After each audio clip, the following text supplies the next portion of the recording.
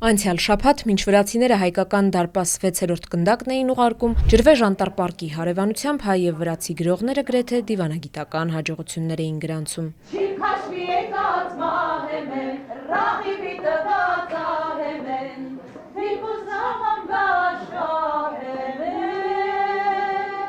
Շաբաթօրը Հայաստանի եւ Վրաստանի Փեն կենտրոնների ղեկավարներ Արմեն Օհանյանի եւ Խաթունա Ցխադաձեի նախաձեռնությամբ Վուց կենտրոնում գրական երաժշտական երեկո էր կազմակերպվել։ Միջոցառման հատուկ հյուրն էր Եվրոպական միության գրական մրցանակի այս տարվա թեկնածու Թեաթոփուրյան։ Երեկոն սկսվեց վրացի ժամանակակից գրող Թամթամ Էլաշվիլիի «Ասելուկ» գրքի հայերեն թարգմանության շնորհանդեսով։ Գիրքը լույս է ընծայել Էջ հրատարակչությունը։ Երկու դեռահաս աղջիկ պատերազմող երկրում թմրանյութ վաճառելով իրենց ապրուստն են հոգում։ Պատերազմը չի հերոսականացվում, մանկությունը վարդագույն չէ, դրանից մահվան ու զրկանքի հոտ է գալիս։ Թեև գիրքը հաջորդել է 2008 թվականի ռուս-վրացական հնգօրյա պատերազմին, վեպում չկան թվականներ եւ տեղանուններ։ Այն կարող է լինել Ცხինվալիում, Սուխումիում, անգամ այլ աշխարհամասում։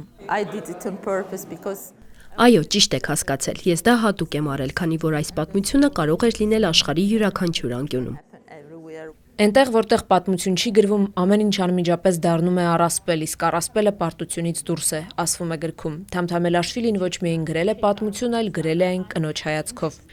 Ումն ես, ասիկ վարդած է Բորյայինը, 3 զոհ ունեք ասեց, ես են թղթերը։ Վրացերեն գեղարվեստական գրականությունը տարիներ շարունակ ստեղծում էին տղամարդիկ, քաղաքային մշակույթի գրող տղամարդիկ։ Վերջին 10 տարիներին պատկերը փոխվել է։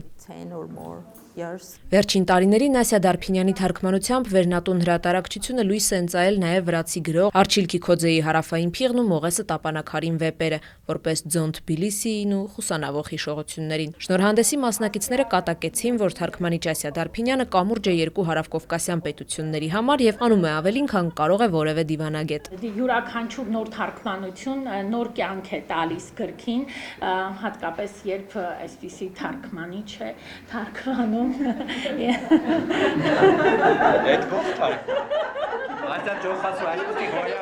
Ընդհանուր խորհրդային անցյալը, գենդերային խնդիրները, քաղաքական վայրիվերումներն ու պատերազմը պետք է որ հիմք լինեին աշխարհագրորեն ամենամոտ երկրի գրականությանը ծանոթ լինելու համար։ Ինչի մասին են գրում հարևան վրացիները։ Ժամանակակից վրաց գրականության մեջ այսօր շոշափվում է